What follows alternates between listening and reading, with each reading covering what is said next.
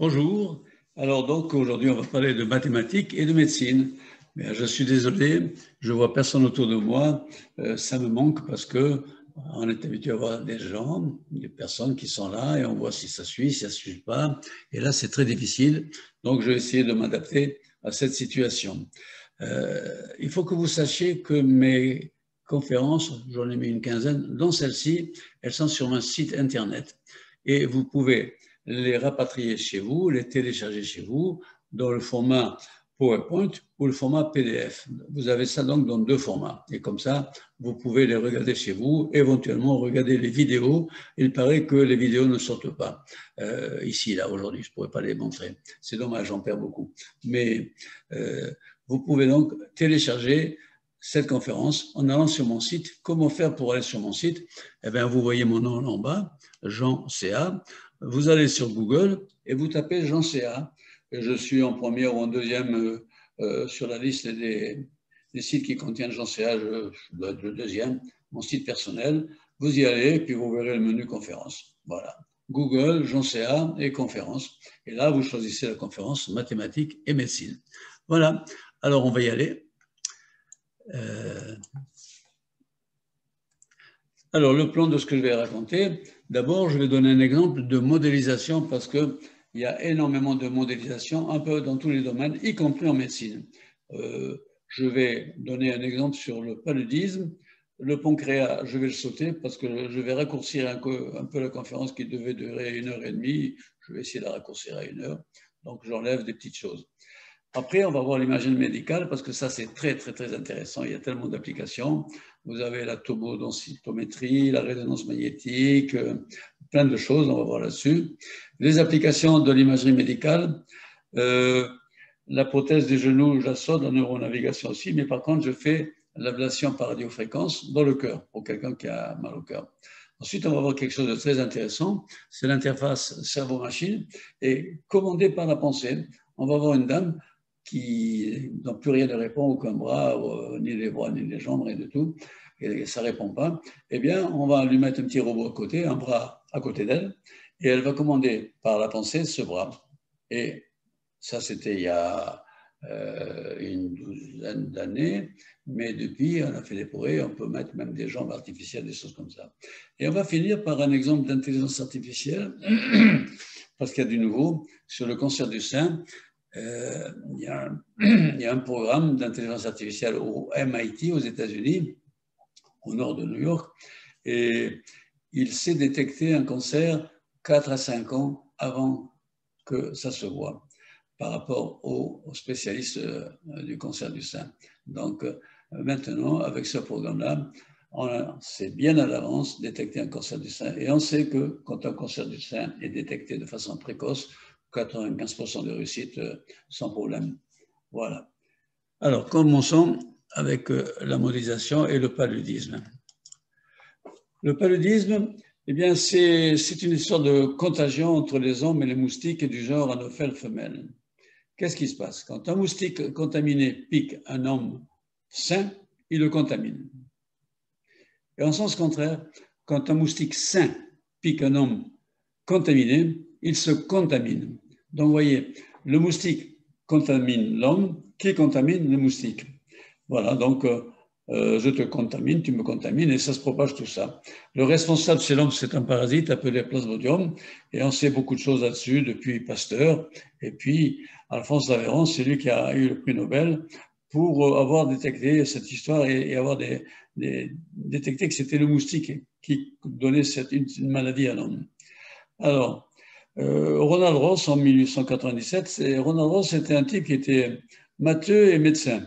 Eh bien, il a donné un modèle mathématique très simple, celui que nous allons voir. Il a eu le prix Nobel en 1902 pour le travail que je vais vous montrer. Les moustiques et le paludisme, donc, c'est une maladie propagée par une variété de moustiques, l'Anophèle femelle. Cette femelle doit faire un repas avec du sang de vertébrés pour accumuler assez de protéines et pour fabriquer ses œufs. Elle va en prendre 200 dans les bords des marais asséchés, là où il y a eu un peu d'eau. Au beau jour, dès que l'eau apparaît, lors d'une irrigation ou d'une pluie, la larve éclot et elle vit de 2 à 4 jours avant de se transformer en insecte volant. En un seul été, 10 générations peuvent se succéder. Vous imaginez si ça fait du monde. Il y a plus de 500 espèces différentes de moustiques. Certaines d'entre elles propagent des maladies qui ont fait des millions de morts. Des millions de morts. Le paludisme, c'est-à-dire la malaria, la dengue. Aux Caraïbes, il y a beaucoup de dengue. La chikungunya, c'est nouveau, le Zika, la fièvre du Nil occidental. Donc ça, c'est des nouvelles maladies qui arrivent après le paludisme propagé par les moustiques. Continuons. Alors, le paludisme, un exemple en 2017, je vais donner des chiffres pour que vous puissiez comparer avec ce qui se passe actuellement avec la Covid. Parce qu'il y a eu des morts et il y a des morts tous les ans à l'appel à cause du paludisme. En 2017, 219 millions de personnes malades et 435 000 décès. En 2017, 219 millions de personnes malades du paludisme, 435 000 décès. 80% des cas ont été enregistrés dans 15 pays d'Afrique subsaharienne et dans l'Inde. Actuellement, le bilan annuel est encore plus sévère. 725 000 décès par an. 725 000 décès par an, selon la fondation de Bill et Melinda Gates. Pendant la dernière Grande Guerre, sur le théâtre des opérations du Pacifique qu'il commande, le général MacArthur a compris que le paludisme était pire que l'ennemi japonais. 65% des troupes américaines aux Philippines ont contracté la maladie. Donc, vous voyez, 65% des Américains aux Philippines ont été malades du paludisme. C'est l'une des causes de la retraite des troupes américaines à Bataan à la fin de 1942. Les Américains ont reculé là. En fait, ils étaient touchés par le paludisme. Cette guerre sera longue. Si pour chaque division face à l'ennemi, j'en ai une à l'hôpital et une troisième en convalescence, dira MacArthur, avant de s'engager dans une campagne d'aspersion massive de DTT dans le Pacifique en 1943. C'est le DTT qui a tué le paludisme, mais il y a eu des réactions secondaires. Alors, regardons le DTT. En 1940-1970, c'était le moyen pour se débarrasser des moustiques. Les résultats ont été vraiment spectaculaires. Par exemple, deux exemples, en Sardaigne et au Naples. En Sardaigne, le paludisme, entre 1946 et 1951, la fondation américaine Rockefeller obtient le droit de déverser 10 000 tonnes de DTT en Sardaigne. 10 000 tonnes de DTT qui ont été pulvérisées, envoyées par des petits avions dans les villes et dans les champs et les cours d'eau de Sardaigne. Une expérience qui doit servir d'exemple et dont le résultat sera spectaculaire. Endémique depuis l'invasion des Carthaginois au VIe siècle avant Jésus-Christ, le paludisme est totalement éradiqué dans l'île italienne. Le DTT a sauvé des millions de vies et favorisé l'intensification de l'agriculture qui a nourri des dizaines de millions de personnes. Donc voilà l'exemple de la Sardaigne. Je donne un autre exemple, c'est le typhus. Ça s'est passé à Naples en 1943, quelques semaines avant le soulèvement de la population qui a conduit à sa libération. Naples est frappée par une épidémie de typhus. L'armée américaine ne tarde pas à réagir. Plus d'1 million de personnes sont traitées avec une poudre à base de DTT. 1 million de personnes traitées avec le DTT. Une expérience à grande échelle qui en prolonge d'autres menées discrètement quelques mois plus tôt sur des prisonniers de guerre en Afrique du Nord. Donc ça a été un succès aussi contre le typhus. Le DTT a fini sur les bancs des accusés. Des succès, mais des conséquences pour la santé humaine. C'était inconnu à l'époque. Il y a eu l'environnement a payé un lourd tribut. Aujourd'hui, le DTT est suspect de favoriser les cancers du foie et du sein. C'est classé dans les produits cancérigènes, possibles par l'OMS. Il y a eu des petits animaux qui ont disparu totalement, tués par le DTT. Mais comme on n'a pas quelque chose de meilleur, le DTT semble revenir et il commence à être utilisé avec des doses moins dangereuses et sous contrôle. C'est ce qu'on essaie de faire actuellement. Alors, on va voir que la modélisation, c'est un travail multidisciplinaire. La modélisation permet d'analyser des phénomènes réels et en exploitant des modèles, de prévoir des résultats. Un modèle, ça n'est pas du tout une loi physique comme F égale M gamma qu'on répète depuis longtemps, depuis des siècles même. C'est comme le théorème de Pythagore. Un modèle, c'est le résultat de tâtonnements, d'ajustements et d'un travail multidisciplinaire. On s'y met à plusieurs, de spécialités différentes. Petit à petit, après de nombreuses confrontations entre le monde réel et le monde virtuel, ça s'appelle des simulations, le modèle sera validé. Les modèles mathématiques servent à effectuer des simulations virtuelles et à éviter des chocs réels, coûteux, parfois dangereux et même des fois infaisables.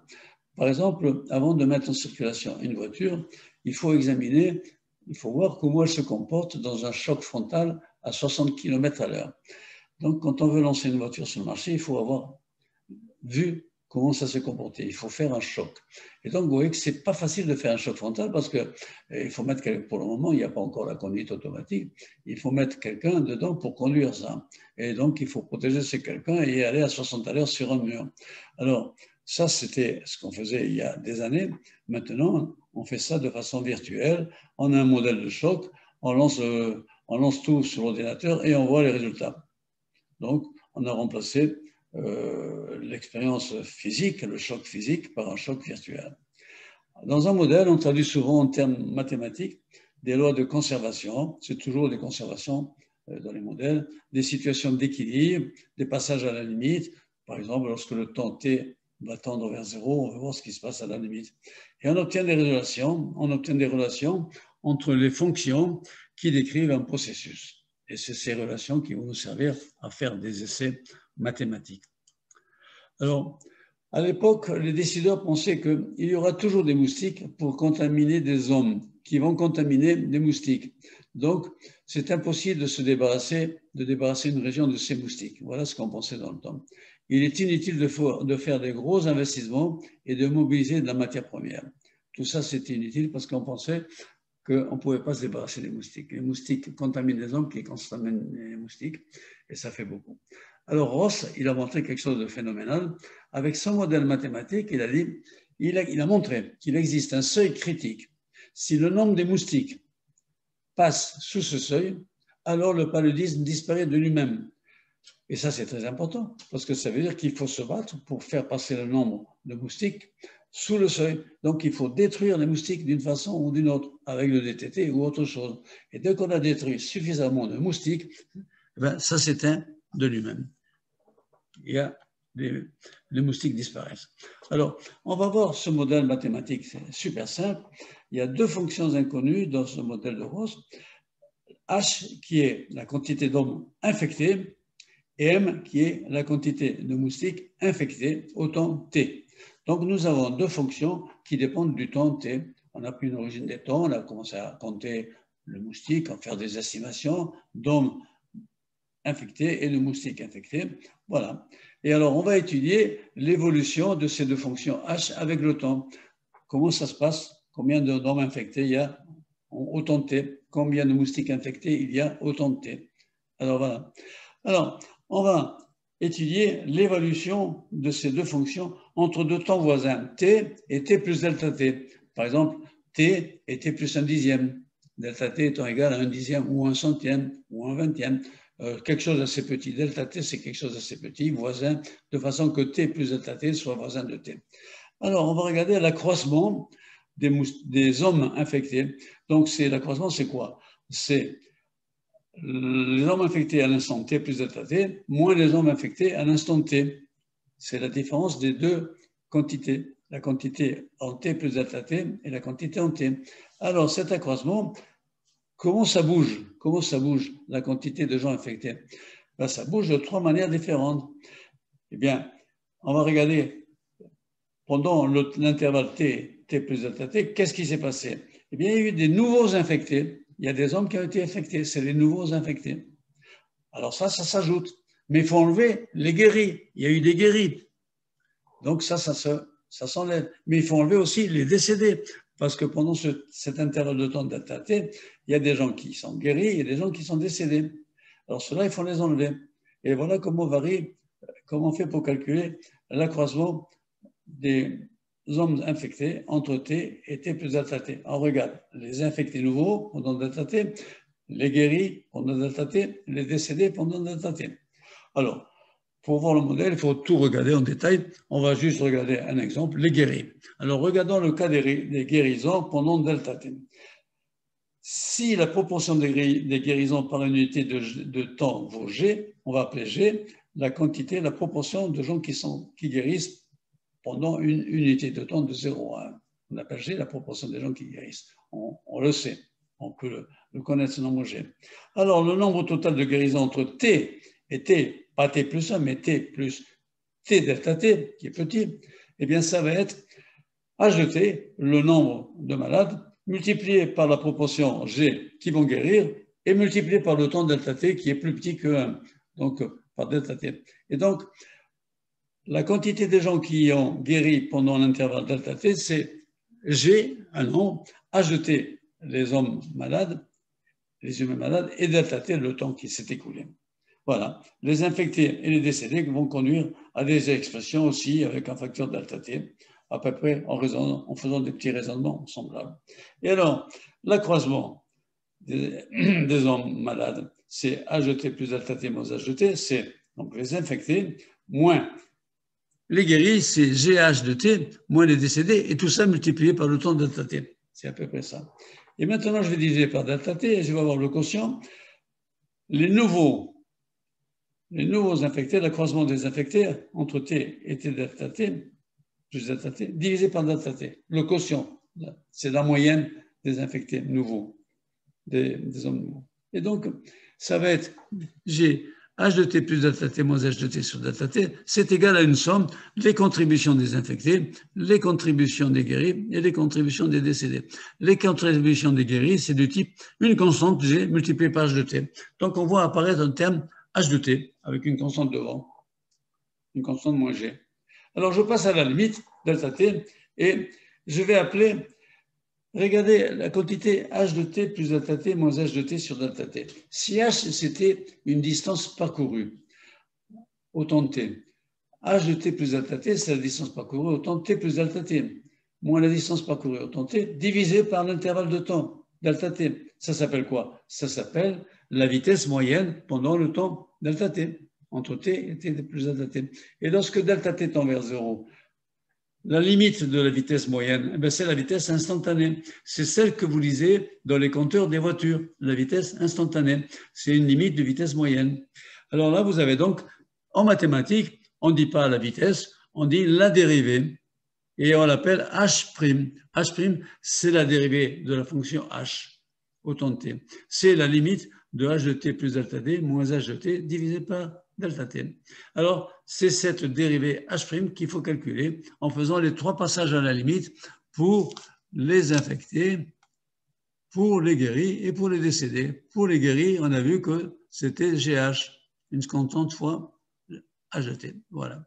Continuons. Et on va arriver à un système d'équations, de relations, où H' est égal à, regardez, on a vu qu'il y avait un H ici, avec une constante moins G. Alors, j'ai appelé les constantes A, B, C, D, E, F, qui se suivent au noir. Alors, H', c'est une combinaison de H, de M et du produit MH. M', c'est une combinaison de H, de M et du produit MH. Et A, B, C, D, E, F, ce sont des constantes. On a vu que A, c'est la constante moins G. Alors, donc, voilà. Et on montre qu'un système comme ça, il y a une infinité de solutions. Mais il faut en choisir une. Et comment on fait pour choisir une? Eh bien là, réfléchissons un peu et prenons le cas très simple.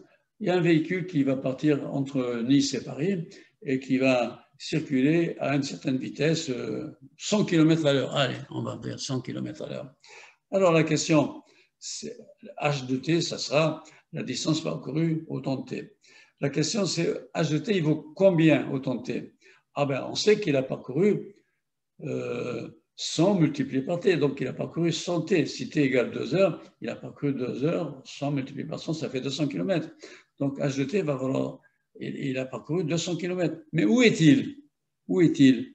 Ben, on ne sait pas où est-il, parce que on ne sait pas où il était au temps 0. Si au temps 0, il était à Nice, au temps 2 heures, il sera à 200 km de Nice, du côté d'Aix.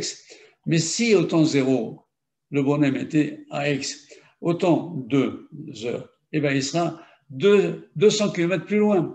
Donc, vous voyez que c'est important de savoir où était le bonhomme au temps t égale 0. Il est important de connaître h de 0, combien, quand on commence à mesurer le temps, combien il y avait de malades, h de t humain, h de 0, ça valait un nombre h0, et combien de moustiques, là il faut faire des extrapolations, combien de moustiques malades il y avait.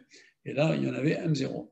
Donc voilà. Alors maintenant, si on fixe ces données, on sait parfaitement trouver h. Il y a une fonction et une seule, h et une fonction et une seule, m, qui vérifie l'équation différentielle, les équations différentielles, h' égale, m' égale, et les conditions aux limites, c'est-à-dire les données initiales, où combien valait h et combien valait m. Où était le bonhomme qui part en voiture au temps 0, voilà. Alors, il s'agit d'un système de deux équations différentielles à deux fonctions inconnues h et m. On sait mathématiquement, en regardant ces choses-là, on s'est démontré, dans beaucoup de cas, on s'est démontré qu'il y a une solution et une seule, avec des conditions aux limites, les conditions initiales, et on sait des fois la calculer explicitement en vous donnant des fonctions, ou des fois on ne peut pas calculer explicitement, alors on calcule de façon approchée en disant, ben, je vais couper le temps en petits dixièmes ou en centièmes ou en vingtièmes ou en cinquièmes, en petits morceaux de delta t, et je vais faire une approximation de h en t, un dixième, deux dixièmes, trois dixièmes, quatre dixièmes, et ainsi de suite, et on propage, de proche en proche. Donc on fait un calcul approché. Alors, des fois, on n'a pas les bons paramètres, alors on voit qu'il y a des aberrations, alors donc petit à petit, on affine la qualité des paramètres A, B, C, D, E, F. Donc il y a un petit travail d'ajustement et de validation. Quand on se rend compte que ça reflète bien la situation sur une certaine période, on se dit, bon, ça y est, c'est bon. Alors, on va l'utiliser toujours. Donc, c'est un petit travail de bricolage au début. Alors, le seuil critique de Ross, les mathématiciens savent calculer souvent de façon approchée les solutions de ces deux équations. On peut connaître l'évolution de h et de m. En cherchant sous quelles conditions h de t pouvait se rapprocher de 0 quand t devient grand, c'est ce qui signifie que le paludisme va disparaître avec le temps.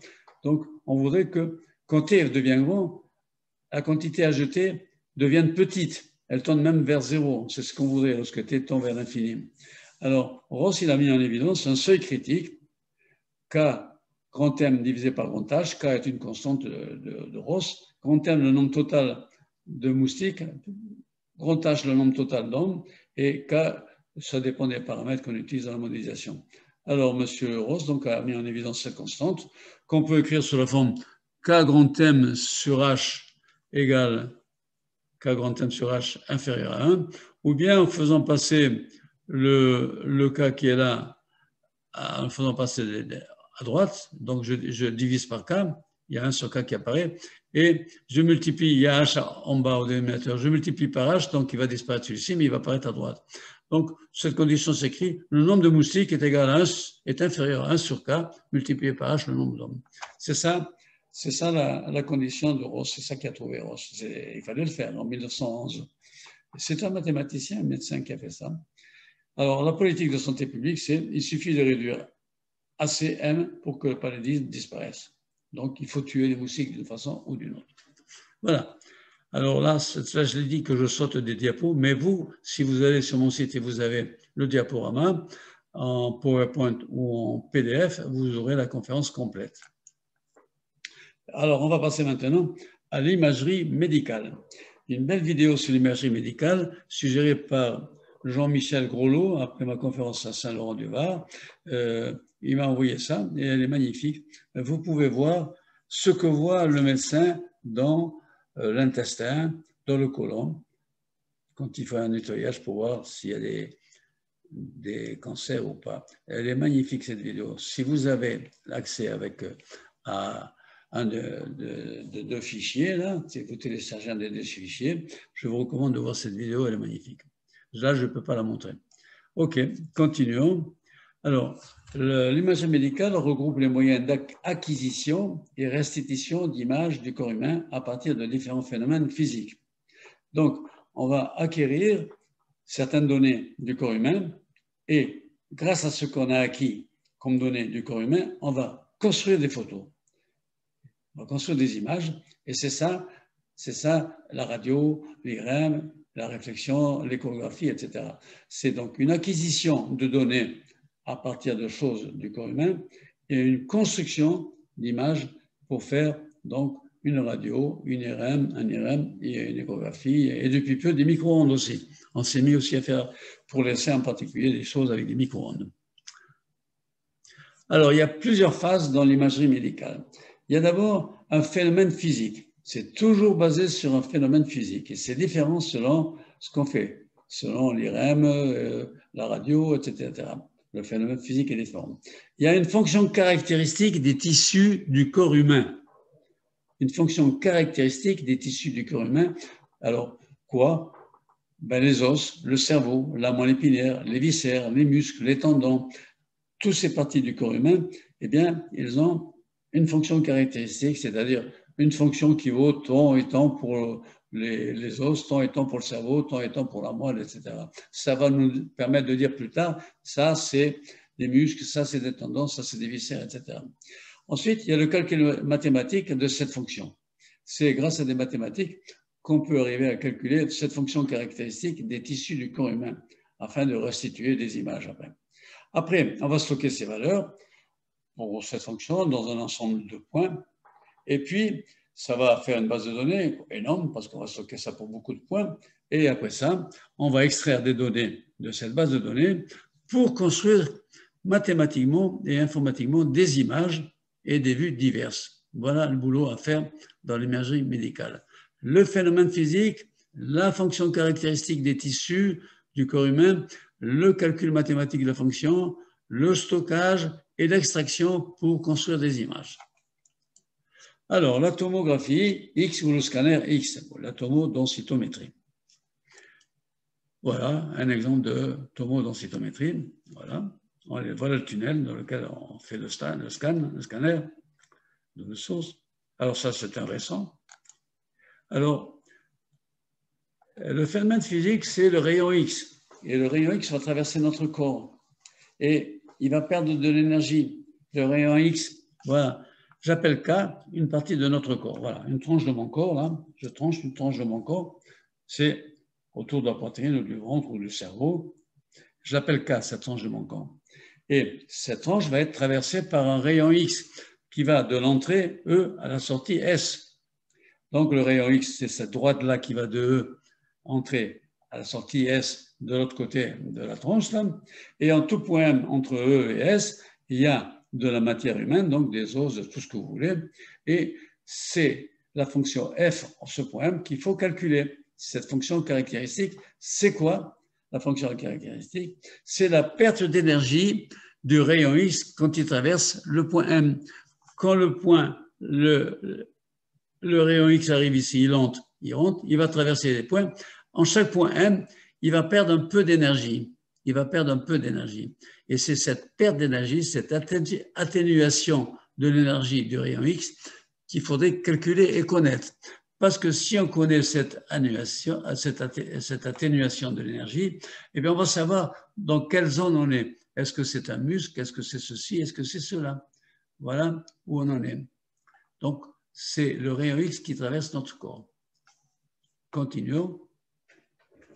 Des images, si à chaque fois M de K, on connaît le nombre de M, alors on connaît la nature du milieu en M. On pourrait alors construire des images selon le code de teinte pour représenter le milieu de l'os, des muscles, de la graisse, de l'air. On construit des images 2D en chaque coupe et après on fait un assemblage en 3D pour faire des images en 3D. Voilà comment se passent les choses. Alors, on a suivi un cheminement très curieux, c'est souvent en mathématiques qu'on fait comme ça. On cherche une fonction, elle est inconnue, la fonction f est inconnue. On voudrait connaître f en tout point x d'un point, en tout point du plan, de l'espace, dans une zone du plan, la coupe du corps humain. En mathématiques, on a souvent recours à un déplacement de la difficulté. On ne sait pas résoudre le problème d'un côté, on va attaquer d'une autre façon. C'est le travail du chercheur, déplacer le problème pour arriver à un endroit où ça va marcher. Alors, un problème peut être difficile à résoudre dans son cadre d'origine, mais il peut devenir plus simple à comprendre dans un autre cadre. Un exemple avec une transformation grand F de petit f, f étant la transformée, oui, c'est grand F qui est la transformée de petit f. Donc, on soi-disant, on a une fonction f qui est soi-disant connue ou qu'on cherche à connaître, eh bien, petit f est difficile à connaître. On va faire une transformation qui transforme petit f en grand F. Et grand F, on va voir si on peut la calculer. Bango, bingo, on peut la calculer. On peut la calculer. On va voir dans cet exemple-là comment on va faire pour la calculer grâce à des mesures physiques. Et une fois qu'elle est calculée, eh bien, on va faire le chemin en sens contraire. À partir de grand F, on va calculer mathématiquement petit f, la transformée inverse. Donc, il y a une transformée directe qui fait passer de la fonction inconnue petit f à grand F et une transformation inverse qui fait calculer de grand F calculé à petit f calculé. Et voilà, on a trouvé petit f. Et quelle sera la fonction grand F? Dans notre exemple, c'est la transformée de Radon. Radon était un mathématicien qui, en 1917, a publié quelque chose qui s'appelait la transformée de Radon, une transformée qu'on a appelée ensuite transformée de Radon, parce que c'est lui qui l'a proposé. À l'époque, il n'y a pas une seule personne qui pouvait imaginer que ça allait servir une fois dans la vie. Eh bien, vous voyez, quelques 60 ans après, ça a servi. Ça a servi. C'est ça les mathématiques. Vous faites quelque chose, et puis on se demande à quoi ça sert ça, puis un beau jour, on se rend compte que ça sert. Alors, la transformée de Radon. Voilà. Vous avez une fonction f qui est définie sur une tranche du corps humain. En dehors, elle est nulle. Il n'y a pas de perte d'énergie. Le rayon X ne perd pas d'énergie. Il perd de l'énergie uniquement quand il est dans le corps. Donc, quand vous avez une droite dehors, voilà, si je vais passer une droite là, là, si je fais passer une droite, eh bien, en dehors de la coupe, la fonction vaut 0. Il n'y a pas de perte d'énergie. Mais la perte d'énergie se fait à l'intérieur de K. Voilà. Donc, la fonction f est définie pour tout point m de k. Et c'est ça qu'il faudrait calculer. Il faudrait se débrouiller pour avoir f de m. Qu'est-ce qu'on va faire? La transformer. Comment on fait une transformée? Eh bien, on va prendre un point h d'un plan. On suppose que j'ai un système de coordonnées, x' x et y', de haut vers x, et l'orientation de haut vers y là-bas. Alors, j'ai une droite, j'ai un point h. Alors, comment j'ai fait pour avoir un point h? J'ai pris un point de haut x ici, à la distance petit r de haut, et je l'ai fait tourner d'un angle A ou d'un angle θ, on l'appelle comme on veut. Donc, j'ai fait tourner ce point H qui est ici, je l'ai fait tourner de l'angle A, et voilà, il est venu là. Et là, je construis la droite perpendiculaire d'D, si vous voulez, on va mettre des primes pour donner une orientation, mais je l'appelais D, l'orientation de là vers là. Voilà, j'ai construit une droite. Donc, à tout point, on associe une droite, et à toute droite, on peut associer un point. Donc, voilà, j'ai un point M, H. Et pourquoi j'ai introduit cette droite? Parce que maintenant, à cette droite D, je vais associer une fonction grand F. Je vais associer un nombre que je vais appeler grand F de D. À cette droite D, je vais associer un nombre. Alors, la droite D, je ne vous le cache pas, c'est un rayon X. Donc, vous avez, elle arrive en E, elle passe en H, elle sort en S, et puis elle s'en va là-bas. Alors, il faut donner la valeur de f en D. Comment je vais faire pour donner une valeur de f en D? Alors, eh bien, on va la définir comme on suppose qu'on connaît petit f. On fait semblant qu'on connaît petit f. On ne le connaît pas, mais on la va construire à partir de petit f. On va construire ça à partir des valeurs de petit f. Pour les matheux, je dirais que f de grand D, c'est l'intégrale de petit f entre E et S. Lorsque le point petit s varie entre E et S, il y a un point qui varie, on fait ce qu'on appelle l'intégrale. Pour les gens qui n'ont pas fait les intégrales, c'est très simple. Vous divisez ES en 100 morceaux égaux, des centièmes, et vous calculez en 100 points, là, les points qui arrivent, là, vous calculez la moyenne de F. Vous prenez F en 1 dixième, 1 centième, 2 centièmes, 3 centièmes, 5 centièmes, 100 centièmes. Et vous calculez F et vous divisez par le nombre de secondes. Ça vous fait la valeur moyenne de F. Donc, de petit f. Donc, ce qu'on appelle f de grand D, c'est soit une intégrale pour les matheux, soit la valeur moyenne divisée, multipliée par la distance de E à S, soit la valeur moyenne de f ici, multipliée par la distance ES. Voilà comment Radon a introduit cette fonction. Bon, et la transformée, c'est ça la transformée de Radon. Alors, Radon a montré que sa transformée était inversible. Autrement dit, connaissant grand F, on peut calculer petit f. Si je connais petit f, je sais calculer grand f en calculant les intégrales pour n'importe quelle droite. Si je connais grand f, eh bien, je vais, par un chemin très compliqué, arriver à calculer petit f. Voilà la beauté du travail de Radon, 1917. Alors, voilà, quand une droite est un rayon X, vous avez ici le cylindre, le tunnel, vous avez le tunnel là, le corps humain qui repose sur une planche là, et puis les rayons X qui partent d'un endroit, qui traversent le corps et qui arrivent à l'autre bout du tunnel.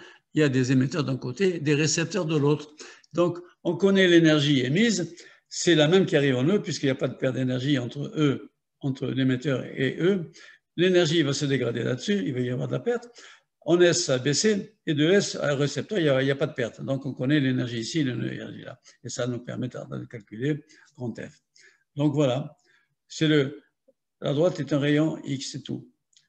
Alors, on fait un balayage, évidemment, au scanner, il va y avoir un balayage avec un paquet de rayons X, pas une infinité de rayons X, mais énormément de rayons X pour qu'on puisse atteindre tous les points H à l'intérieur, etc., et qu'on puisse retrouver F de D pour toutes les droites, pour un ensemble de droites qui recouvre tout ça. Alors en fait, ça ne recouvre pas tout. On va faire des balayages avec des droites qui sont proches les unes des autres pour avoir un ensemble de droites qui recouvre presque tout l'ensemble, quoi. Alors, pour toute droite D, il se trouve que F de D est calculable à partir des énergies de rayons en E et en S, c'est-à-dire à l'émetteur et au récepteur. F est connu, on s'est retrouvé petit f mathématiquement. Voilà le truc. Alors, tomodensitométrique, scanner. Alors, ces techniques, il y a 3 outils pour le scanner. Les rayons X, qui a inventé les rayons X, Röntgen, en 1895, prix Nobel de physique, beaucoup plus tard. La transformée de Radon en 1917. Les ordinateurs, il faut une énorme puissance de calcul pour faire ça. La tomographie médicale a été développée dans les années 70-80. 70-80. Les rayons X sont venus en 2000. Non, le prix Nobel. Donc, la tomographie a été développée dans les années 70-80. En 79, Alan Cormack, qui est physicien, et Hausfield, qui est ingénieur, ils ont reçu le prix Nobel de médecine pour leur contribution dans l'invention du CT scanner. Donc, ils se sont mis à deux, un physicien et un ingénieur qui avait dû voir, je ne sais pas comment il a dû voir cette transformée de Radon. Et Radon, le matheux qui a fourni la transformée, qui est à la base de tout ça, avec, bien sûr, avec l'informatique, avec les deux autres, les trois. Et bien lui, il n'a rien eu parce que Radon, il y a longtemps qu'il était mort. Et puis voilà. C'est comme ça, en maths, on fait des choses, et un jour ou l'autre, ça sert ou ça ne sert pas. Alors, l'imagerie par résonance magnétique, c'est une autre forme d'image. C'est le même procédé. Il y a un phénomène physique, on va calculer quelque chose, on va stocker des choses, et on va reconstruire des images. Alors, l'imagerie par résonance magnétique est une technique non invasive. On n'a pas de rayons X qui sont nocifs. Il ne faut pas absorber trop de rayons X parce que sinon, on va avoir des cancers. Donc, il ne faut pas trop de rayons X. Alors, par contre, avec l'IRM, avec l'imagerie par résonance magnétique, il n'y a pas de rayons X. Et pour le moment, on ne pense pas que ce soit dangereux. C'est une technique dite non invasive. On peut observer des tissus avec des contrastes très élevés, meilleurs que ceux obtenus à l'aide d'un scanner. L'IRM utilise la résonance des protons d'un organisme pour récupérer les données qui permettront de construire des images. Où trouve-t-on des protons?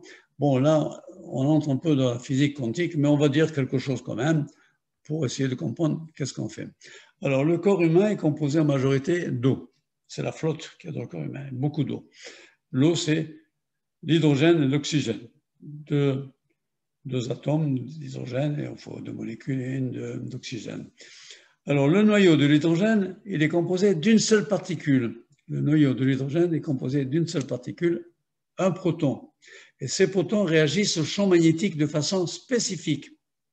Les protons réagissent de façon spécifique. Ça dépend où ils sont, ces protons. Ils réagissent différemment s'ils sont dans de l'os, dans de la moelle, dans du muscle, dans de la graisse, etc. Alors, on va commencer par placer le corps du patient dans un immense champ magnétique. On excite les protons à une certaine fréquence à l'aide d'une émission électromagnétique, donc on crée du champ magnétique, jusqu'à les mettre à ce qu'on appelle, ce que les physiciens appellent la résonance des protons. Bon, c'est difficile, mais il paraît que les protons se mettent à s'aligner dans une certaine direction et qu'ils piquent l'énergie maximum du rayonnement qui leur est envoyé. C'est là que c'est ça la résonance. Donc, on arrête l'excitation quand il y a résonance, quand on se rend compte qu'ils ont piqué l'énergie, on arrête l'excitation magnétique et après, il va falloir mesurer comment ils rendent l'énergie, comment ces protons vont rendre l'énergie qu'ils ont absorbée. Parce que c'est ça qui est caractéristique des tissus, la façon dont ces tissus rendent l'énergie. Alors là, on a des antennes qui vont mesurer comment cette énergie est rendue. Donc vous voyez, il y a un rayonnement pour mettre en résonance les protons. On arrête le rayonnement, les protons ils sont en résonance là, ils ont un maximum d'énergie et il n'y a plus de magnétique, de champ magnétique, ils rendent l'énergie et alors on va mesurer ce rendu des énergies avec des antennes. Et voilà donc grâce à ça, après on va pouvoir calculer la valeur en chaque point de l'énergie rendue. Le mode de restitution est typique des tissus traversés. On peut donc différencier les tissus, les points des tissus traversés et construire des images. C'est la même idée que dans l'autre. Mais le phénomène physique est différent et la méthode mathématique est encore différente.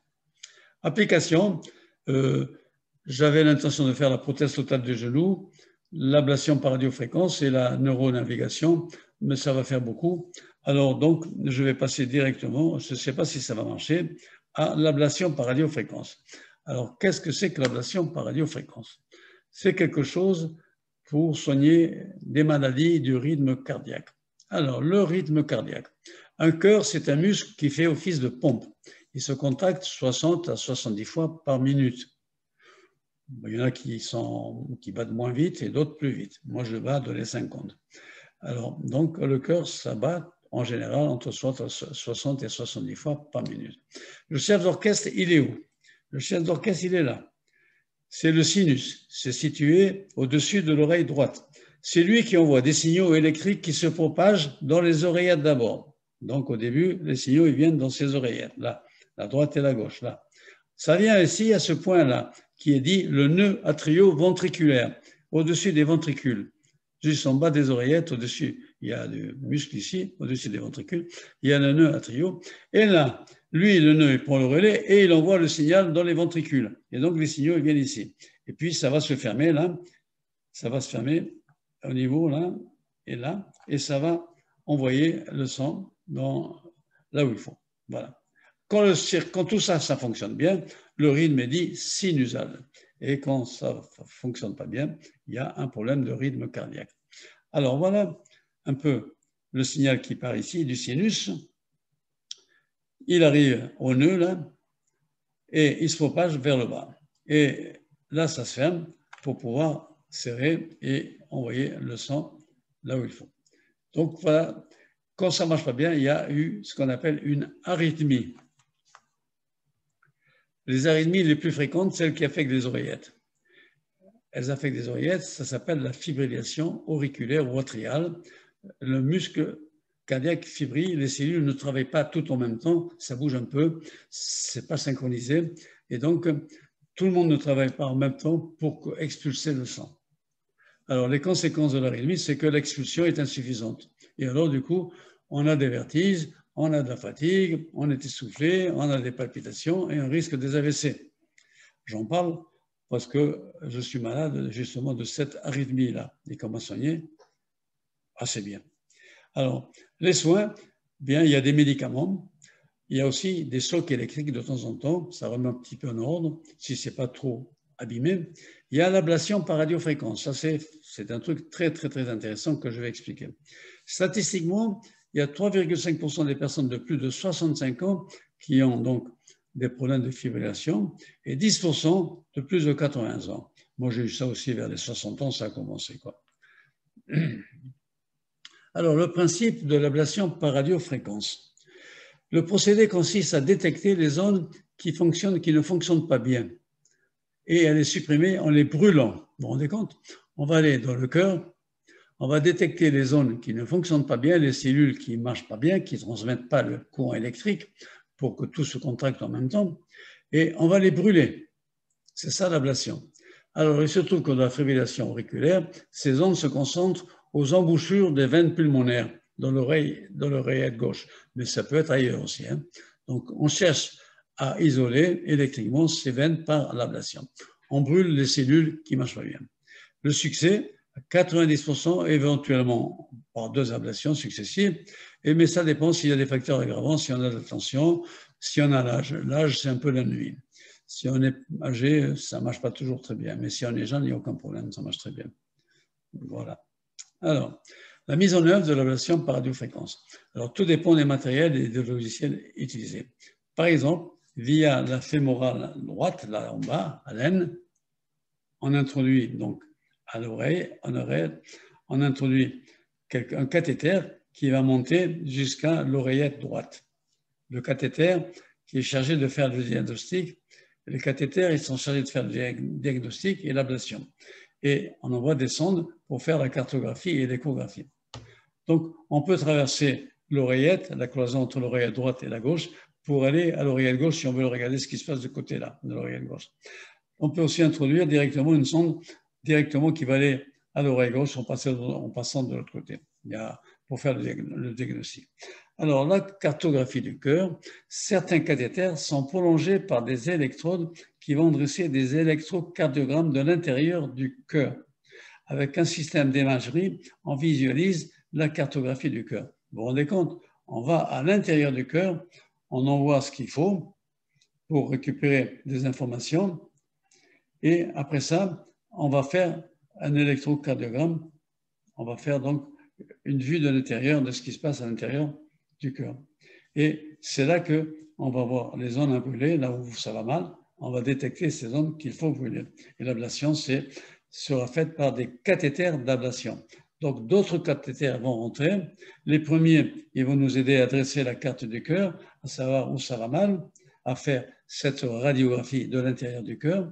Les deuxièmes cathéters, il y aura eu un petit travail de préparation préalable. Le médecin va regarder son ordinateur, il va regarder toutes les zones qu'il faut brûler. Et alors, il va envoyer un deuxième cathéter, et lui, ça va chauffer. Il envoie ce qu'il faut comme cathéter pour qu'il puisse chauffer et faire l'ablation. Mise en œuvre de l'ablation par radiofréquence. On a besoin de voir où se trouvent les instruments qui travaillent, bien sûr, et les zones défectueuses. Et après, on reconstitue en 3D, une image du cœur. Alors au début, on disposait que de la scopie, mais danger à cause des rayons X. Depuis, on a fait des avancées terribles. On a fait un guidage des cathéters par du magnétisme. En créant un champ magnétique, on va faire du guidage des cathéters. Et comment ça? Eh bien, on a mis des petits aimants, on a mis le corps humain entre 2 gros aimants pour créer le champ magnétique. Mais dans les cathéters, on a mis 3 ou 4 petits aimants dans les cathéters. Et grâce à ces petits aimants et le grand champ magnétique qu'on crée, on va pouvoir guider le cathéter à l'intérieur du cœur. Donc, depuis un ordinateur, en faisant varier le champ magnétique, on commande les mouvements des cathéters. C'est ça qui est une vraie révolution. Parce qu'avant, on ne pouvait pas traîner longtemps, on ne pouvait pas envoyer des rayons X sans arrêt dans le cœur. Ça, c'est dangereux, c'est pas bon. Alors, l'intérêt du guidage magnétique, c'est que c'est plus précis, c'est mieux contrôlé, c'est plus rapide et il n'y a pas de rayons X, donc il y a beaucoup moins d'accidents. La durée de l'opération, c'est entre 2 et 4 heures, pas plus. Et vous restez dans l'établissement 2 nuits ou 3 nuits. Voilà. Les mathématiques sont dans la reconstitution des images et dans la gestion des mouvements des cathéters pour le guidage magnétique. Donc voilà, il y a quelque chose de très important là-dedans. Les mathématiques sont aussi là-dedans pour soigner le cœur. Alors j'ai une anecdote intéressante. Ça se passait il y a 6 ans ou 8 ans à Sophia Antipolis, à l'INRIA. Il y a un de mes élèves, un type qui a passé sa thèse avec moi, qui dirigeait une équipe de recherche à l'INRIA. Et il partait à la retraite. C'est l'habitude, quand un scientifique part à la retraite, de lui faire un petit colloque, une petite fête pour raconter combien elle a bien travaillé, combien elle a aidé de jeunes, etc., etc. C'est une habitude de faire ça. Et donc, on a fait une petite fête, un petit colloque pour le départ à la retraite de quelqu'un que que j'avais formé, que j'avais initié au début à la recherche, tout à fait dans ses premiers pas. Et voilà qu'il y a un jeune qui vient et qui nous fait une conférence où il nous fait un paquet de mathématiques pour nous raconter comment il reconstitue le cœur, comment il reconstitue ceci, cela. Vraiment, c'était phénoménal. Alors, je ne connaissais pas ce jeune-là. À la fin de sa conférence, il y avait un temps mort, je vais le voir, je discute avec lui, je lui dis, tu sais, bon, d'abord, je le félicite parce que je trouvais que c'était très bien. Je lui dis, tu sais, ce que tu fais, à mon avis, ça va intéresser beaucoup les cardiologues de Bordeaux parce qu'ils ont inventé une méthode qui s'appelle l'ablation par radiofréquence pour soigner certaines maladies du cœur. Et ce que tu fais, toi, ça entre exactement dans ce qui pourrait leur servir. Alors, je lui dis, qui c'est le fameux docteur qui a inventé cette ablation par radiofréquence? Et vous savez ce que me dit ce jeune-là? Mais je travaille dans son laboratoire. Je fais des maths dans un laboratoire de cardiologie. Donc, il était en médecine, à faire des maths en médecine. Donc, vous voyez, les mathématiques sont partout. Là, j'ignorais, moi, que ce jeune donnait un coup de main en leur donnant tous les outils mathématiques qu'il faut pour faire les images du cœur, pour voir comment on travaille là-dedans. Alors, ce fameux médecin, le voilà, c'est Michel Heissager. C'est lui le spécialiste du cœur, le cardiologue, qui a inventé l'ablation par radiofréquence. Et c'est devenu maintenant, c'est devenu une procédure qui est utilisée mondialement. Alors, regardez la nouvelle façon de travailler, d'opérer d'un médecin. Voilà, vous avez le cardiologue qui est là, devant un grand écran, et puis il regarde un petit peu, l'écran est divisé en petits morceaux, et il va regarder tout ce qui se passe dans tous ces petits morceaux, et il sait où il faut aller en gérant là. C'est une autre façon de travailler. On imaginait qu'il était en train de travailler avec des outils sur le cœur, pas du tout. Le cœur, il ne touche pas, il le voit de loin. Il le voit sur l'ordinateur. OK, on saute ici, cette flèche-là indiquait que je vais sauter une partie que je ne fais pas, mais vous pourrez la trouver sur ma vidéo, mon PowerPoint. Alors là, on va regarder l'interface cerveau-machine. Il y a plusieurs étapes, mais c'est très intéressant. Alors, interface cerveau-machine. Continuons. La phase 1, c'est ce qu'on appelle, il y a deux grandes phases, l'étalonnage, et puis après on passe à l'activité proprement dite. Alors la phase 1, dans l'étalonnage, alors on demande au patient de simuler mentalement une action, de penser fort à une action. Voilà, je veux dire, pense à une action. Alors par exemple, j'approche ma main, je pousse, j'éloigne ma main, j'envoie ma main à gauche, j'envoie ma main à droite. Qu'est-ce que je peux faire? Je peux tourner d'un côté, je peux tourner de l'autre côté, faire vriller d'un côté, vriller de l'autre côté. Donc, je peux faire beaucoup de mouvements. Alors, je demande au gars de penser à tous ces mouvements. Je demande au patient de penser à tous ces mouvements. Donc, le patient va simuler mentalement cette action qui est approcher, éloigner, tourner à gauche, à droite, lever, baisser et vriller à droite et à gauche. Il va penser à tous ces mouvements. Alors, lui, quand il pense à ces mouvements, son cerveau travaille. Si on a mis des électrodes sur son cerveau, on va recueillir des signaux. Donc, il faut commencer par lui mettre des électrodes. Et on va recueillir des signaux. Et petit à petit, on va voir qu'il y a des signaux qui sont caractéristiques de ce à quoi pense le gars. Donc, quand on lui dit avance sa main, donc avance, eh bien, il y a un signal qui va sortir et on va lui demander une dizaine de fois, pense à avance. Allez, j'ai enregistré, pense à avance, j'ai enregistré, pense à avance. J'ai une dizaine de signaux et là-dedans, je vais extraire de ces signaux la substantifique moelle, j'ose dire, mais une caractéristique de ces signaux pour pouvoir, quand on présente un signal, savoir si c'est celui-ci ou pas. Donc, voilà. On enregistre les signaux, on mesure, on élimine ce qu'on appelle le bruit parce que le gars, il va penser aussi à autre chose, il ne pense pas uniquement à ça, etc. Il y a un peu de bruit qu'on élimine, on sait faire ça. On va extraire donc des caractéristiques essentielles du signal et on va stocker chaque signal dans une base de données. Voilà. Donc, on va stocker d'une certaine façon chaque signal dans une base de données. Donc, le gars, on lui a fait penser à mettre en 10 signaux, 10 actions possibles. Eh bien, on aura ces 10 actions possibles. À ces 10 actions vont correspondre 10 signaux. Voilà ce qu'on fait. Alors, les signaux proviennent de l'activité des neurones. Les techniques non invasives consistent à placer des électrodes sur le cuir chevelu. On fait le nettoyage des signaux par élimination du bruit. Bon, il y a une marge plus ou moins grande d'incertitude dans leur émission et l'interprétation. Le bruit peut, bon, on peut enlever le bruit. Ça s'appelle des techniques de filtrage. C'est des questions de mathématiques. C'est pas très compliqué.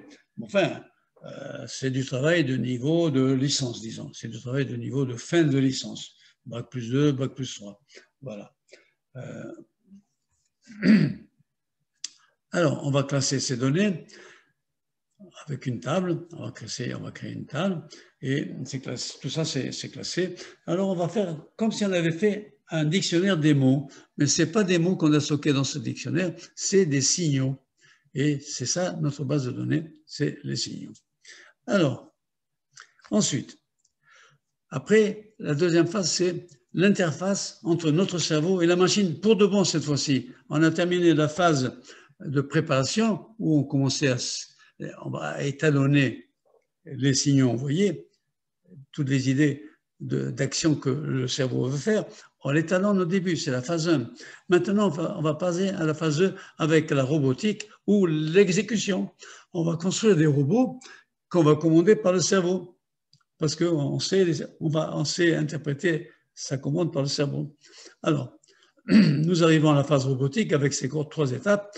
Le capteur d'informations pertinentes, il y a des électrodes, on va capter l'information. L'analyseur, tiens, je viens de recevoir un signal, je vais aller fouiller dans mon dictionnaire, où est-il ce signal-là? Ah, c'est le signal poussé.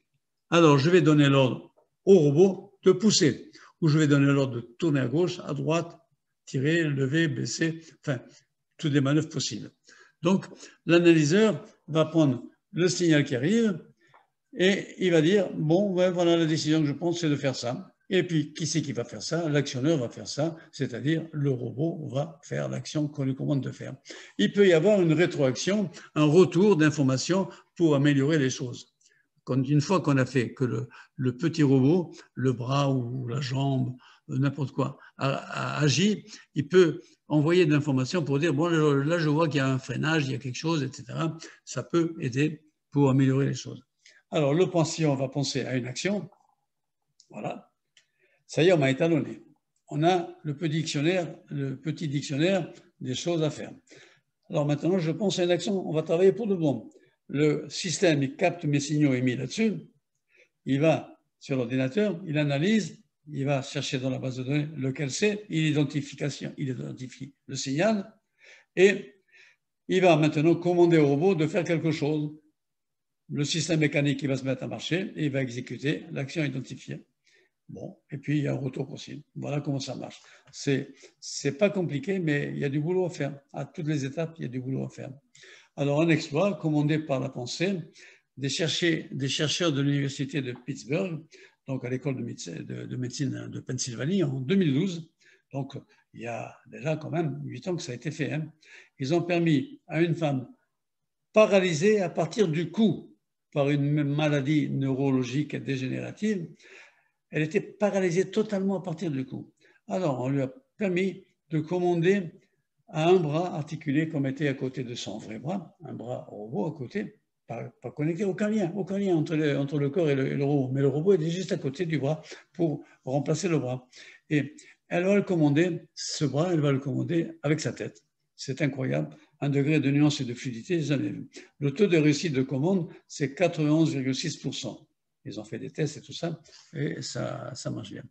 Alors, il ne lui a fallu que 2 semaines pour prendre le contrôle total de cette méthode. Bon, même si elle était en mesure de déplacer après seulement 2 jours. Après 2 jours, elle commençait à savoir dépasser. Mais après 2 semaines, elle savait totalement contrôler cette affaire-là.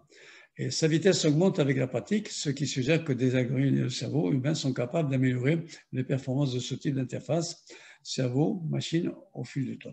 Alors malheureusement, il y a une vidéo magnifique que je voulais vous présenter. Voilà le lien. On va à Pittsburgh, à ce centre, et on voit le chercheur qui a géré l'affaire, on voit la malade, etc. Et c'est là.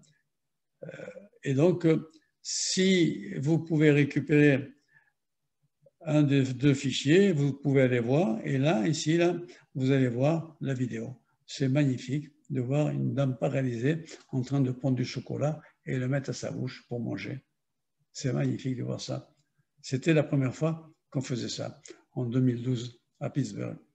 Donc, j'ai marqué même les instants où il faut bien regarder, entre 1 minute 35 et 1 minute 55 dans la vidéo, et entre 6 minutes 26 et 8 minutes dans la vidéo. Donc voilà, vous pouvez même, si vous avez regardé la vidéo, il faut se focaliser sur ces deux moments-là. Après, il y a du baratin en anglais, etc. Il faut bien qu'ils expliquent comment ils font, mais les choses essentielles, c'est à ce moment-là qu'on les voit. Donc voilà, mais depuis, ça fait des progrès énormes. Et on a construit des bras qu'on appelle bioniques. On réénerve. Alors, on peut utiliser là soit le cerveau, soit comment réagissent les muscles par ordre du cerveau, comment réagissent les muscles ici. Et on peut essayer de faire deviner ce que la réaction de chaque muscle veut faire à la main artificielle. Et donc, on peut commander cette main artificielle. Il y a, en France, on vient de faire, là, c'est Oxentre et Placide, des bras articulés, un bras articulé, une main articulée, vous voyez, totalement. Alors, c'est très joli à voir. J'ai donné ici aussi des liens pour voir un peu, c'est magnifique. Hein. Bon, ce bras articulé, c'est pas rien. Il a coûté 130 000 €. Mais ça, c'est les débuts. Au début, ça coûte cher, c'est normal, parce qu'on ne sait pas faire, il faut investir beaucoup de bandes. Il y a des mécanismes, il faut faire des essais, des essais, des essais. Et bon, il y a ce qu'il faut mettre sur le crâne, il y a, bon, et ce bras. Alors ça, le coût actuel est un peu cher, mais 130 000 € et elle retrouve un bras qui marche bien. Continuons. Alors à Grenoble, alors, il y a un monsieur qui avait perdu et les bras et les jambes. Alors on lui fabrique ce qu'on appelle un exosquelette et il y a une équipe de scientifiques français qui a permis à ce jeune homme paralysé de parcourir plus d'une centaine de mètres à l'aide d'un exosquelette. Bon, c'est formidable ce qui a été fait, c'est beau. Et malheureusement, je n'ai pas la vidéo pour le présenter, mais c'est toujours les mêmes principes. Hein. Il y a toujours une phase d'étalonnage, on essaie de comprendre ce que veut faire le patient, on transmet l'information à des robots qui s'appellent des bras articulés, des exosquelettes et des choses comme ça. Et voilà. Et après, il y a la phase réelle. On a tout étalonné, on sait interpréter tout ça, on passe au réel et ça marche. C'est magnifique. Il y a eu un travail phénoménal qui a été fait en 10 ans, c'est incroyable où on en est. Ça s'est généralisé. Tous les travaux initiaux, un peu partout dans le monde, ça s'est généralisé. Donc voilà, un exploit pour ce Lyonnais de 29 ans, paralysé des 4 membres après une chute. Il y a 2 ans, des chercheurs ont implanté 64 électrodes de quelques centimètres carrés à la surface du cerveau. Donc ces 64 électrodes captent les signaux, ils sont retranscrits dans la base de données et envoyés. Voilà. C'est un succès pour les médecins, il n'y a pas de doute. Donc voilà, je crois que je suis allé un peu vite, j'ai raconté l'essentiel, j'ai raccourci un peu ma conférence parce qu'il y a des zones qui sont un peu délicates et si je ne vois pas vos visages pour voir si ça suit, si ça ne suit pas, j'ai préféré sauter ces parties-là et vous présenter ces choses qui sont quand même très intéressantes. Mais ce n'est pas terminé, on va continuer, on va faire encore quelque chose. Alors, au niveau de la pédagogie, depuis 30 ans, depuis que tout ce matériel existe, c'est formidable les progrès qu'on a fait en pédagogie. Il y a Stanislas Dehaene qui a créé un centre qui utilise tous ces engins-là au CEA à côté de Paris, là-bas. Et il vient de publier un bouquin en 2018 qui s'appelle Apprendre. Apprendre. Voilà, le bouquin Apprendre, voilà ici, là. Apprendre. Donc, Stanislas Dehaene. Alors, Apprendre, c'est un beau bouquin. Il y a 2 ou 3 chapitres difficiles parce qu'on met de l'intelligence artificielle, c'est-à-dire des mathématiques, des choses comme ça. Bon, mais si on élimine ces quelques chapitres difficiles en passant rapidement, le reste, il y a des choses magnifiques. On en apprend énormément et les parents d'élèves devraient consulter ça parce que vraiment apprendre comment fonctionne le cerveau, ça aide à élever les gamins et en particulier pour l'apprentissage à l'école et à la maison. Alors, ils ont fait un travail remarquable et je vous conseille de faire acheter par la bibliothèque du lycée, si vous avez un enfant là-bas, ce bouquin-là, pour que tout le monde puisse le lire à tour de rôle, etc., etc. Donc voilà, apprendre. Et il y a un bouquin encore beaucoup plus facile à lire qui est La plus belle histoire de l'intelligence, toujours par 3 personnes, Stanislas Dehaene qui est professeur au Collège de France, qui est un labo donc au CEA. Yann LeCun, lui, c'est un des meilleurs sur les réseaux neuronaux, sur l'intelligence artificielle dans le monde.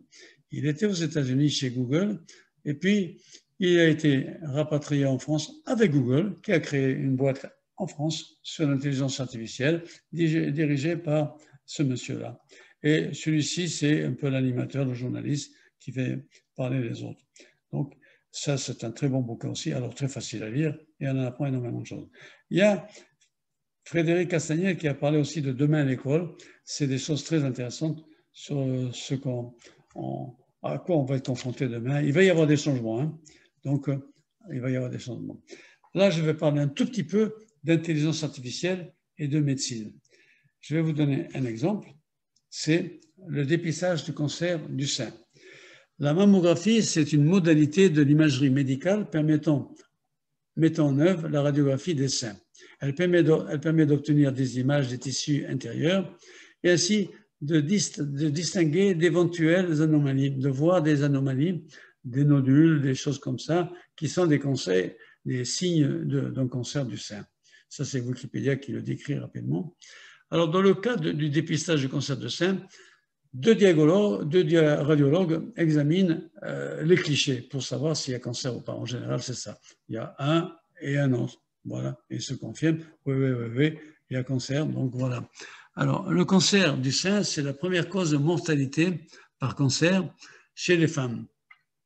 De nombreuses recherches sur le dépistage du cancer du sein ont lieu actuellement. Les principaux résultats viennent de l'exploitation de l'intelligence artificielle.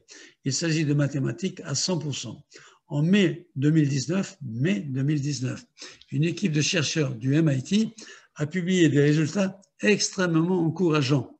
Ils peuvent prédire l'apparition d'un cancer du sein 4 ans avant les radiologues, experts en imagerie médicale. Je répète, ils peuvent prédire l'apparition d'un cancer du sein 4 ans avant les radiologues, des experts en imagerie médicale. C'est fabuleux. Pour cela, il a fallu faire ce qu'on appelle l'apprentissage profond, le deep learning en anglais. Et donc, on apprend à un logiciel,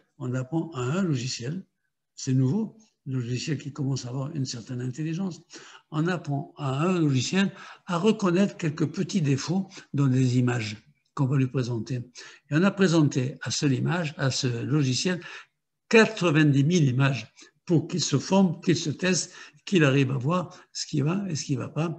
Le cancer traditionnel, ce qui va devenir un cancer plus tard, on annonce dans 4 ans, cancer, attention. Et donc, voilà ce que fait ce programme. C'est un programme intelligent, c'est un programme d'intelligence artificielle. On simule le travail, le fonctionnement des neurones du cerveau. C'est une simulation de neurones. Il y a donc des neurones artificiels, un paquet de neurones artificiels qui simulent le cerveau. Et grâce à ça, grâce à ce programme d'intelligence artificielle, on peut détecter donc 4 ans à l'avance un cancer des seins. Pour la peau, c'est la même chose. C'est la même chose, on détecte bien en avance les cancers de la peau. Donc ça, c'est une nouveauté. C'est pas encore répandu chez les médecins parce que c'est nouveau, parce qu'il faut du matériel, il faut apprendre à se servir de tout ça, mais petit à petit, ça va se propager. Donc on devine que grâce à cette intelligence artificielle, avec les données que nous avons, les données qu'il y a à la sécurité sociale, les données qu'il y a les radios, les ceci, les cela, il y a un paquet de données, on peut alimenter, parce que ce programme-là, il faut l'alimenter avec une grosse base de données pour qu'il fasse la main. Il y a toute une phase au début où il va regarder, il va passer en revue tous des radios, tous des ceci, toutes des images qu'on lui présente, et il va voir quelque chose. il va voir quelque chose. Tiens, là, ça n'y était pas avant. Là, je propose de regarder ça de près. Je pense qu'il y a un cancer en vue. Et voilà, c'est comme ça que ça marche. C'est extraordinaire. Donc, vous avez ici un lien, tout à fait en bas, vous avez un lien pour regarder comment ça a été fait, cette histoire-là de cancer du sein. Alors, il y a un problème. J'ai un fils cardiologue. Il me dit, oui, mais si tu dis à quelqu'un qui va avoir un cancer dans 4 ans ou 5 ans, mais c'est affreux, parce que tu ne lui dis pas quand est-ce qu'il va l'avoir. Alors, effectivement, quand on dit quelque chose à quelqu'un, il faut gérer la prédiction, il faut gérer la sérénité du patient. Donc, la prédiction précoce du cancer du sein est très importante, mais supposons que l'on annonce à une femme que dans 4 ans, elle risque d'avoir un cancer du sein, que va-t-il se passer? Alors, il faut faire une prédiction, il faut soigner l'angoisse de la patiente pour qu'elle ne soit pas angoissée, parce que sinon elle risque de nous faire une maladie, et lancer des recherches pour contrôler, compléter et améliorer la qualité des prédictions. Alors, il y a effectivement des recherches en mammographie non intrusives avec des micro-ondes. On met la dame sur une planche là, avec un trou pour laisser passer les seins et on envoie des micro-ondes et on commence à faire des images à partir des micro-ondes. C'est des nouvelles façons de faire. On fait des prises de sang aussi pour la gestion de certains anticorps créés par des tissus de sein pour voir comment il y a des changements. Donc, il y a toute une panoplie de techniques qui sont en train d'être mises au point pour améliorer la qualité de la prédiction. On sait qu'il va y avoir un cancer, mais quand? Et alors, il ne faut pas laisser passer le coche, sinon ça ne servait à rien de le savoir. Et si on a dépassé le coche, s'il y a déjà, si ça s'est propagé, probabilité de succès en 5 ans, elle est faible, à 95%. Hein. Donc, il y a tout un travail qui est lancé, soigner l'angoisse de la patiente et améliorer la qualité de la prédiction. Voilà ce qui se fait sur le cancer du sein. Donc, j'en ai pratiquement terminé. Donc, en conclusion, c'est quelque chose qu'on ne sait pas très bien. En 1700, il fallait qu'une femme ait 7 ou 8 enfants pour qu'on survive d'eux. Et c'était un peu notre sécurité sociale, notre retraite. Et donc, on faisait des enfants à l'appel. Comme en Afrique aujourd'hui, au Niger, une femme fait 7 enfants à peu près aujourd'hui. Alors, mais il va y en avoir 2 ou 3 qui vont vivre adultes. Mais pas ici en France où on soigne bien les gamins et on ne meurt pas des masses. Donc, actuellement, avec 2 ou 3 gamins, ils vont tenir le coup, ils vont vivre et pourront éventuellement aider les parents à la retraite. Alors, la médecine a révolutionné le monde davantage que l'agriculture ou l'industrie. C'est incroyable. Ne serait-ce que ça, on arrive avec 2 ou 3 gamins au lieu d'en avoir 7 ou 8 comme avant, ou comme ça se passe dans les pays sous-développés encore aujourd'hui. Ça a l'air de rien, mais c'est un bouleversement de notre société. Alors, Pasteur et la biologie, ça a amené quelque chose. Semmelweis et l'hygiène, ça a amené encore autre chose. Et la médecine a fait une révolution. Elle est en train de faire une révolution. Avec l'intelligence artificielle, la formation va changer énormément. Et même les soins, les médecins vont être aidés dans leur métier par des programmes d'intelligence artificielle. Ils vont être aidés. Mais il va falloir changer la formation pour qu'ils sachent utiliser ces programmes. Tout ça, c'est un bouleversement qui va se produire, il n'y a aucun doute. Donc, là, je dis que pour passer de 7 à 8 enfants à 2 ou 3 enfants, il faut des générations, 3 ou 4 générations habituellement, pour cette transition démographique. On a remarqué ça dans les pays du tiers-monde. Donc, dans cette vidéo, je parle de ces gamins à l'appel, 8 gamins à l'appel par famille. Et pour passer à 2 gamins, il a fallu 3 ou 4 générations.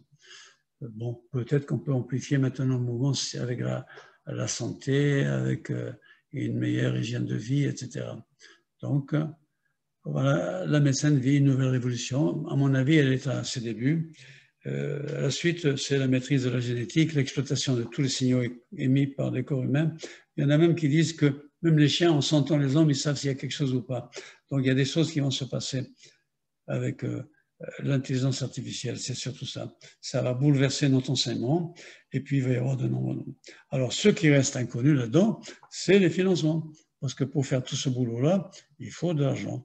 Donc, il n'y a aucun doute qu'il y a une inconnue, c'est les financements. Mais enfin, ça avance. Voilà. Eh bien, je vous remercie. ma conférence est un peu plus brève que d'habitude, mais j'ai éliminé tout ce qui était assez délicat et qui avait besoin de retour pour que je sache si j'avance ou si j'explique davantage. Je vous remercie et je vais arrêter donc. À peut-être bientôt, on ne sait pas combien de temps va durer cette affaire de confinement, de virus, peut-être dans bientôt, mais de vive voix. Vous pouvez toujours me joindre en m'envoyant des mails. À travers mon site, il y a un menu contact et vous pouvez m'envoyer des mails à travers mon site. Jean CA sur Google et voilà, il y a les conférences et tout ce que vous voulez. Merci beaucoup. Alors normalement, je devrais savoir arrêter quelque chose là, mais je ne vois pas où l'arrêter. Alors, voyons voir comment arrêter. Est-ce qu'il faut appuyer sur fin du diaporama?